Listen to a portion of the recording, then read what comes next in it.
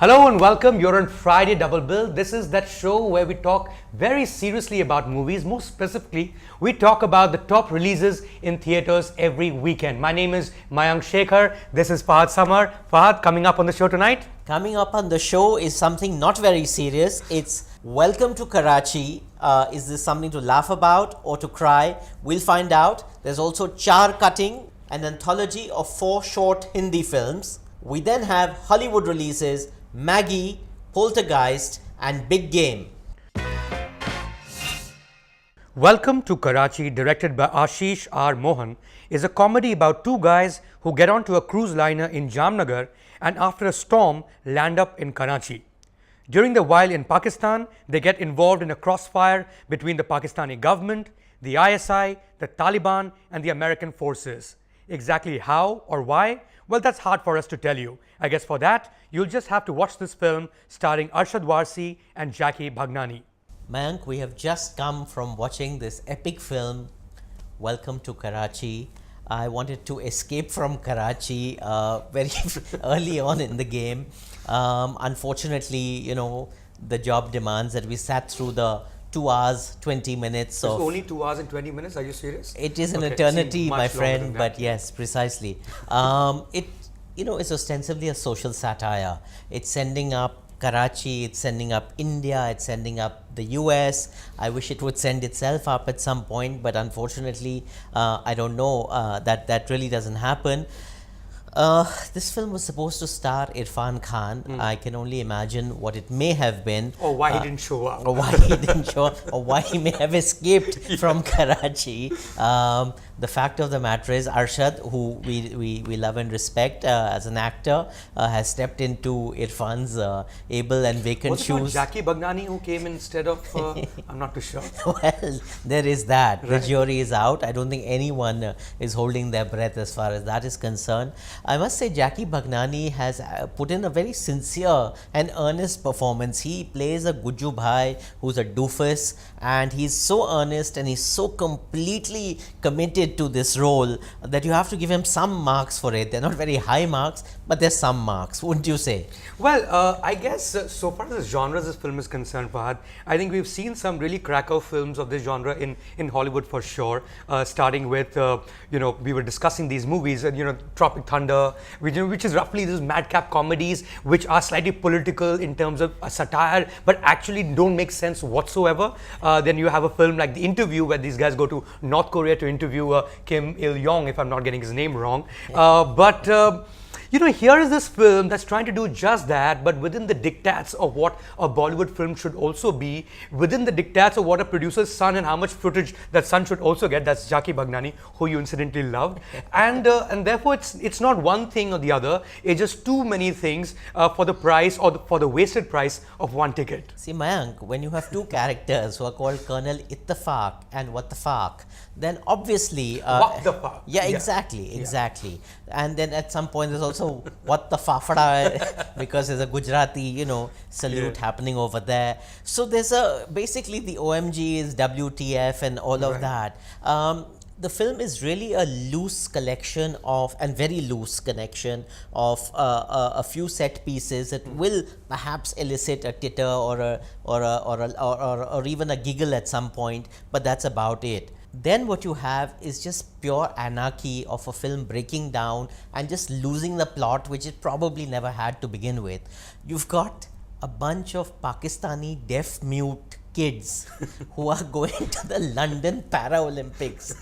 I mean, these director, scriptwriter, actors, nobody knows what the Paralympics stand for. Obviously, if you're deaf-mute, it doesn't matter. You don't qualify. And they decide to forego everything to save these children who they've only had a nodding acquaintance with at the airport. This is the kind of utter garbage that this film is. Oh my God. Yeah, I guess I'll agree with you, Fahad. It should not be called OMG moments, given the characters' names. It should be called a WTF moment. And I think the biggest WTF moment for me personally was I was wondering throughout the film whether Pakistan has a tourism board in the first place. If it does, then I guess its tagline should be 100 things you can do before you die in Pakistan. Because the way they've shown Karachi is ludicrous, where you're on this road where the Palestinians are attacking the Israelis are attacking the Chinese are attacking the Russians are attacking the Iraqis are of course attacking the Pakistanis. So, there's this madness they've shown Pakistan to be. If I was the Pakistani government, I mean, they haven't already done it, I would have certainly banned this film. But more importantly, I think for a film that has a line where, one of the characters says that yahan pe aloo ke daam pe guns milte hain, I think it should not be called Welcome to Pakistan or Welcome to Karachi. It should be called Unwelcome to Karachi, if anything else. This week there's a Hollywood release called San Andreas, which is about the San Andreas Fault. It's about an earthquake that overtakes America. It's a disaster film in the true genre. Disaster of a film or a disaster film? This, my friend, is a disaster of a film. So your choice of a dekho or a pheko, I think it's a no-brainer. It's a complete pheko as far as I'm concerned. और अगर TV पे भी आए तो ज़रूर फेंको. Well, I think first few minutes into the film, I thought this was going to be one of the Dumb and Dumber kind of movies. Of course, starring Jackie Bhagnani. And over a period of time, I realized that the one thing I was missing about a madcap picture like this, because there is no script to begin with, were great performances. I was looking for Govinda, to be very, very honest with you, or in fact, Jim Carrey. I think Jim Carrey is the Govinda of Hollywood in that sense. But if it was coming on TV, I would catch a few moments. They're quite funny. I will not be able to watch the whole film. So just trying to be very, very generous tonight, I think I'll go with TV Pe Dekho. Chaar Cutting is an anthology of 4 short films, the first one of which, Manila Running, directed by Anuj Gulati, is set in the Philippines.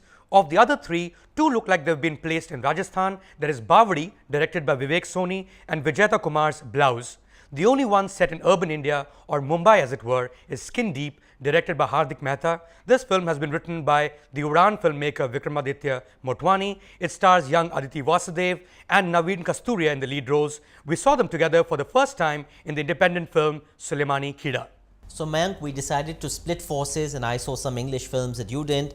You ended up watching this. Please tell me there is something worthwhile in the Hindi films firmament for the audience to see this week. Well, firstly, the reason why I decided to watch these films is because I think some of the greatest work that is happening in terms of audition for feature films is happening in the space of short films. I think if you've seen movies like Ship of Theseus or you've seen a picture like Court, I think all these filmmakers really became big because they'd made some very good, at least one very good short film. And it's a great place to find talent. In that sense, I was not disappointed. I think it's a perfectly fine, audition tape in some form or the other. The other thing, Fahad, and that's to do with this discussion, you can't discuss anything about a short film because I tell you one line of a plot that means almost half the film, and it's not like we want to give the movie away. Well, then let's just cut to the chase. And of the 4, which was your favorite?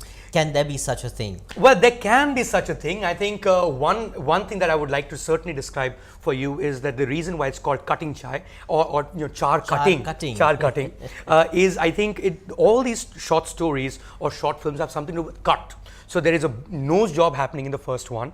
There is a penis circumcision operation happening in the second one. That's the one that Vikramaditya Motwani has written. There is, cutting of water supply, groundwater because of a cola company in the third one. And the fourth one, frankly speaking, because they're all very unrelated films and we must treat them as a competition too, would be my favorite, which is Blouse. I think if you get a chance to watch it on YouTube, if you get a chance to watch it on DVD, I think you should watch all 4 of them because the genre is really suited for that. But I must also let the viewers know that so far as everything else playing in the theaters is concerned, this might be the most interesting option for you.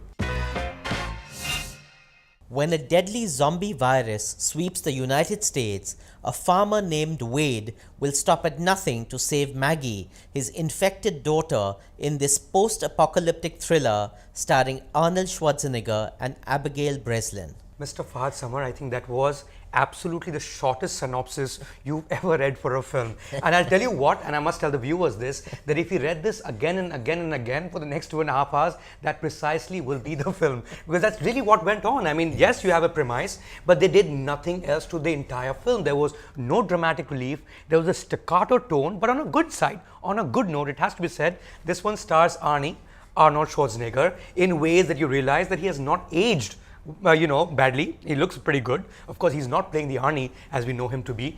And it just got me thinking about, just a couple of weeks back, we saw, Al Pacino, who's probably even older than Schwarzenegger, playing this fantastic role in Danny Collins that we never got to discuss on this show, but it's possibly the most underrated film to hit Indian theaters for sure this year. And so these guys are really up there, so far as their own performance is concerned. I wish they got better scripts, or at least in this case, Arnie got a better script. Well, Arnold Schwarzenegger, post-Governor, post-sex scandal, post-Twilight years as far as this is concerned, is obviously effecting a comeback. He's co-produced this film, meant to be acting chops. Now, here's the Terminator with Abigail Breslin, who's Little Miss Sunshine. You expect these two to go out there and kick some zombie ass, right, as far as a film like this is concerned. But it's a very intense, brooding love story of a father and daughter, where the daughter is dying and he's powerless to save her.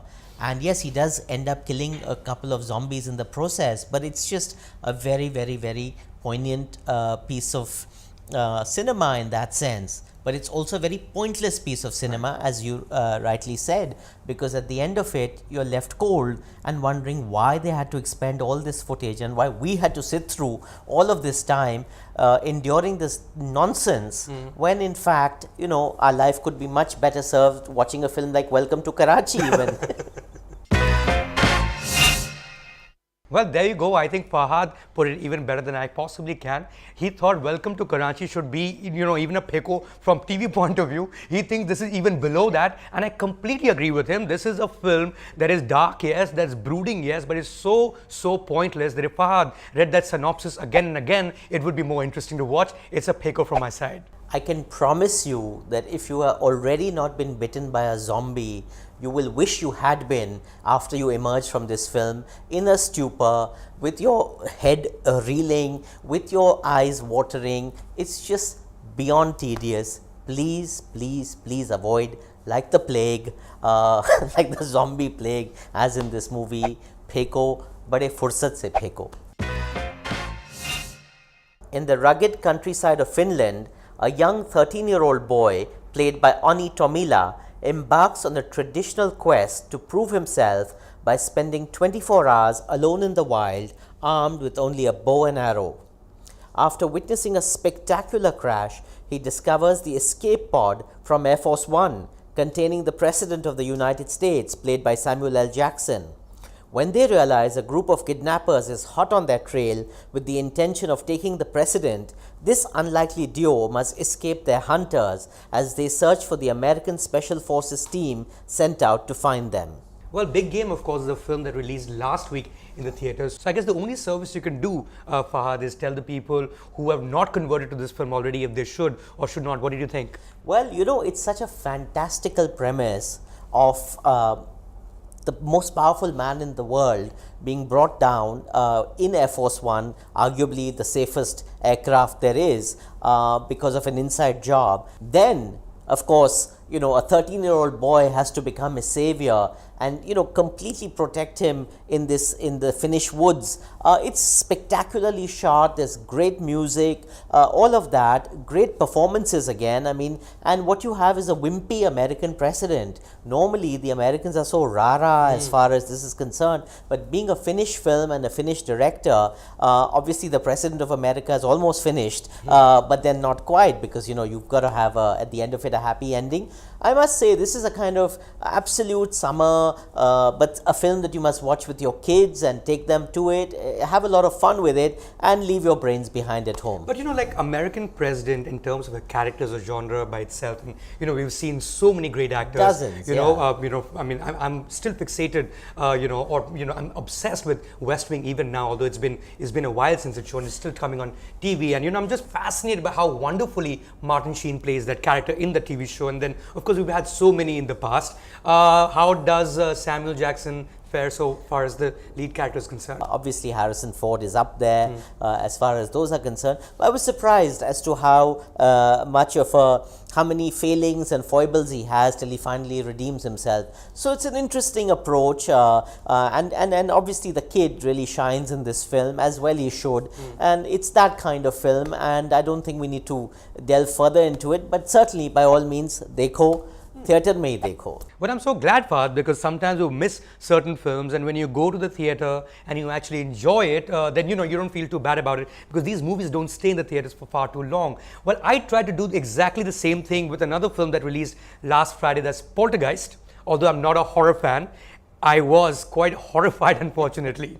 Well, we've obviously had a couple of horrific experiences this week itself. Tell us about Poltergeist. Does it even begin to measure up to the classic? And is there any point in remaking a classic like this? Well, so far as technology is concerned, I think there is a point, because we are dealing with a genre which works so well when as there's upgradation in technology. And I don't actually remember Poltergeist of the 1982 version, purely because I saw it when I was a kid. Of course, I was very, very scared. It's very easy to judge horror films in that sense, just as it's very easy to judge, at least for yourself, a madcap comedy. A madcap comedy makes you laugh, and you just count the number of giggles that you had in the theater. In this particular case, the first half of the film, I just did feel like there was something going on, which at least was part of the genre. But I think second half, and this is one of those Hollywood films that suffers from that Hindi film disease of the curse of the second half, and it just went haywire altogether. I think they made the second half of this picture purely on a computer screen. Everything is special effect, and the viewers must know,